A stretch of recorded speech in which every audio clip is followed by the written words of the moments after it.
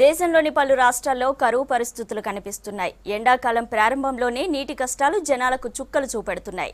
గుక్కెడు నీటి కోసం కిలోమీటర్ల కొద్దీ నడిచే వెళ్తున్నారు. మధ్యప్రదేశ్, మహారాష్ట్ర, కర్ణాటక ఇలా చాలా రాష్ట్రాల్లో తాగునీటికి కరువు ఏర్పడింది.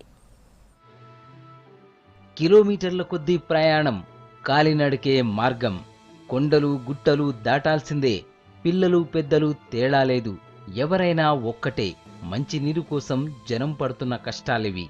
మధ్యప్రదేశ్, మహారాష్ట్ర, కర్ణాటక, హిమాచల్ ప్రదేశ్ రాష్ట్రం మారినా జనం నీటి కష్టాలు మాత్రం సేమ్.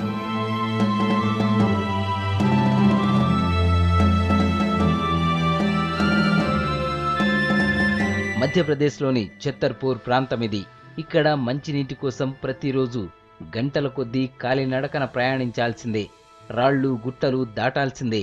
అక్కడ కొండల మధ్య చుక్కలుగా పడుతున్న నీటిని పట్టుకొని పొదుపుగా వాడుకుంటున్నారు జనం.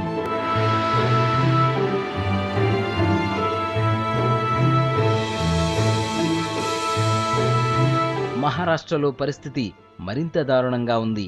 లాతూర్లో ఇప్పటికే జనం మధ్య నీటి కోసం గొడవలు జరుగుతున్నాయి. పగలు రాత్రి తేడా లేకుండా జనం బిందెలతో నీటి ట్యాంకుల దగ్గరే క్యూలు కడుతున్నారు. గంటల కొద్దీ నిలబడి మరీ నీటిని తీసుకుపోతున్నారు. 6 बजे लाइन लगाई थी तो करीबन 12:30-1 बजे लाइन अभी हमारी बारी आ गई पानी की। अब 3 बजे तक ये पानी ले जाना है, फिर बाद में सोना है, खाना है, फिर सुबह उठ के ड्यूटी जो अपना काम धंधा है वो उस पर जाना है। तो यही हाल पिछले 2 महीने से यहाँ हो रहा है। మహారాష్ట్రలో ప్రభుత్వ ఆసుపత్రుల్లో కూడా నీటి కరువు ఏర్పడింది.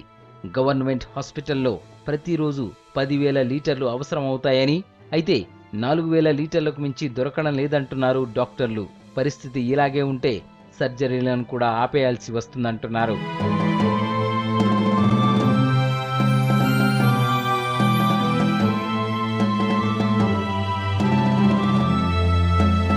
కర్ణాటకలోనూ సేమ్ సీన్.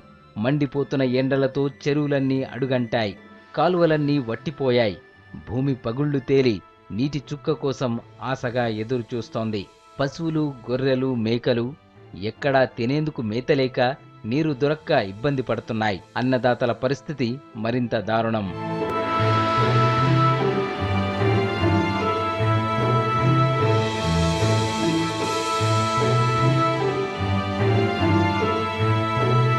చుక్క నీటి కోసం జనం అల్లాడుతూ ఉంటే నేతలు మాత్రం మాటలతోనే సరిపెడుతున్నారు.